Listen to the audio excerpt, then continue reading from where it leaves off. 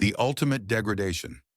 At first it was a simple indulgence, visiting clubs of humiliation and pain, seeking thrills where I could be debased, mocked, and brought low.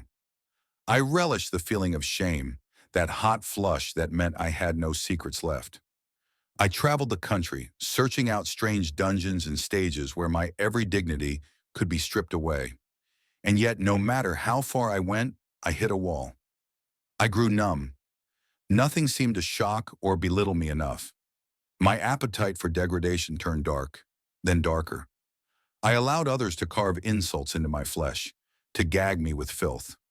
I lay upon altars of perversion, surrendering everything. Still, something in me said, "This is not enough. You must find the ultimate humiliation." In my twisted quest, I turned to the spiritual. If earthly shame no longer satisfied me, perhaps I could taunt the divine. I gathered relics and icons, splattered them with bodily fluids, laughed at their holy silence. Churches became my theaters of blasphemy.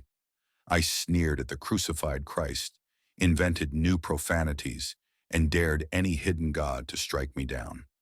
Then one midnight in a candlelit church, I carefully orchestrated my most egregious act, a mocking reenactment of the Passion, gleefully deriding every step of Christ's suffering. I fashioned a crown of razors, spat upon a wooden cross, and ranted to the empty pews that I would never bow, never break, never be shamed again. My voice echoed cruelly in the darkness. That's when the skies split open. I expected thunder, perhaps lightning, some token sign of heavenly displeasure. Instead, the stained glass windows melted, revealing behind them a world of shrieking abominations, giant, eyeless faces pressed against the thinning veil of reality. The crucifix above the altar bled black ichor. The floorboards writhed as if alive. With a wrenching howl, reality cracked, and something unimaginable pushed through. Angels, but not the kindly halos of Sunday sermons. These were cosmic horrors, screaming wheels of eyes and flame, serpentine bodies woven of starlight and blood. 1,000 voices howled at once, lamenting the desecration.